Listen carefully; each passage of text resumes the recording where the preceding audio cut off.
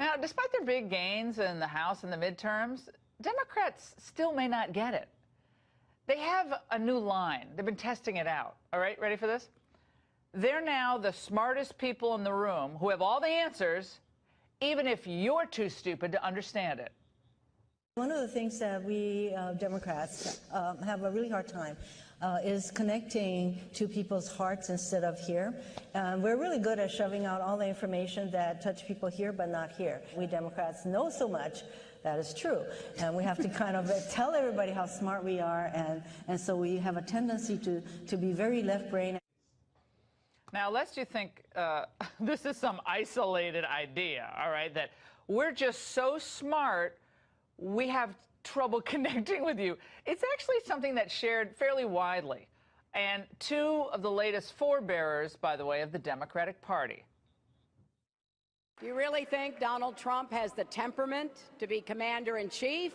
Imagine him in the Oval Office facing a real crisis. He just says, well, I'm going to negotiate a better deal. What magic wand do you have? And usually the answer is he doesn't have an answer. This office has a way of waking you up. His positions or predispositions that don't match up with reality, he will find shaken up pretty quick. Okay, the obvious implication being that Donald Trump and those Americans who voted for him are just a bunch of dumb rubes. Now, let's face it. When Trump won in 2016, look, you can see Obama there, still shell-shocked back in November 2016.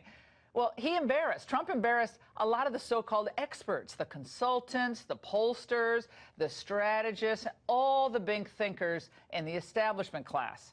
So feeling suddenly diminished, they lashed out at Trump, belittling his intelligence. The problem here is that the president doesn't read. We know that. Isn't it remarkable how little confidence Donald Trump's own lawyers have in him? That they think he's too stupid to sit across a table with Robert Mueller? Almost caveman-like. Have you seen that? It really is. He's like Fred Flintstone running the country. It's a man without curiosity. It's a man who doesn't read. It's a man with an attention span of a rabid tsetse fly. Okay, well, that's going back. Mark Shields. Well, they said similar things, by the way, about Reagan. Until he died, of course, and then they all pretended that they never said any of the mean stuff they said about him for his 2 terms in office. Liberals claim to be for the little guy. You know, they're the champions of the average person. But they're really elitist snobs at heart. Maureen Dowd, New York Times columnist, used to write these pieces mocking the cultural and culinary tastes of Bush 41 and Barbara. You know, he ate pork rinds, and the two of them watched things like America's Funniest Home Videos on TV on Sunday nights. The subtext was always, look at the Bushes, Ivy League blue bloods, but still unsophisticated and, frankly, not all that smart. Well, here's a news flash for everybody. No one who becomes president is dumb, especially not Trump, who managed to beat not 1, but 2 political dynasties to win the White House. Remember all the dire predictions made by all those political and business savants about a Trump presidency? If the unlikely event happens and Trump wins, you will see a market crash of historic proportions. In the event Donald wins, I have no doubt in my mind the market tanks. Donald Trump is moving us toward World War III. The lack of a diplomatic and serious engagement strategy, in my view, has us sliding toward war by next summer. We can just play this all night long. Let's not even have a show, because that is really entertaining. Democrats and their allies imply that they have a monopoly on intelligence and brain power. But if that's true, why have they screwed things up so badly when they had the chance to fix them? While Trump identified the threats, for instance, posed by China, and has challenged them, who can forget Bill Clinton pushing for China's acceptance on the world stage with his misguided WTO push? This agreement is a good deal for America. Our products will gain better access to China's market, but China gains no new market access to the United States. We'll gain tough new safeguards against surges of imports and maintain the strongest possible rules against dumping products that have hurt Americans in the past.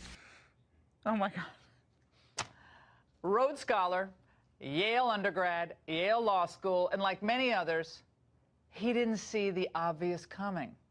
China has manipulated and distorted world markets, engaged in blatant ransacking of our intellectual property, and dumped heavily subsidized products into the United States, leading to the loss of millions of U.S. jobs. The CEO of Minnesota's Cambria, it makes quartz countertops, told us earlier this week how China targets U.S. manufacturers for the sole purpose of destroying them and then dominating the market. They're subsidized by their government. The People's Republic of China is not a friendly participant in a free enterprise economy in America. They subsidize their companies, they run their banks, they're state-owned, and they're going after American manufacturing. But no worries, because Democrats have all the answers. Now, remember President Obama assuring us, by the way, that his cabinet would be staffed with the best and the brightest? We're on track to flip the switch on October 1st. We are on track to have the marketplace up and running on October 1st. I'm confident that we will be up and running and on track on October 1st. I mean, nobody says the site is working the way we want it to. Certainly the president acknowledged that yesterday. No one could be more frustrated than I am and the president that this isn't smooth. All right, $120 million or so, right, to get that website? Was it more? And they couldn't get a website working. Like a freshman at MIT could get the website working. Now, who can forget the Obama administration's foreign policy flops? Again, these are the smart people, remember. Mazie Hirono said we're too smart for our own good. Remember when he designated the Muslim Brotherhood as moderate Islamists in Egypt? And he called Iran's President Rouhani a moderate reformer? We are encouraged that President Rouhani received from the Iranian people a mandate to pursue a more moderate course. Iran's genuine commitment to go down a different path will be good for the region and the world. It's been awesome so far. And how about all the geopolitical geniuses at Hillary's State Department allowing our ambassador to travel to Benghazi when we knew about repeated security threats and an unstable situation on the ground? He and 3 others ended up dead.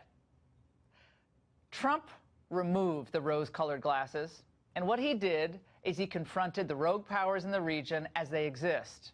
Trump's foreign policy is more pragmatic and prudent. He doesn't believe in nation building, nor does he believe passivity is the answer in the face of real threats.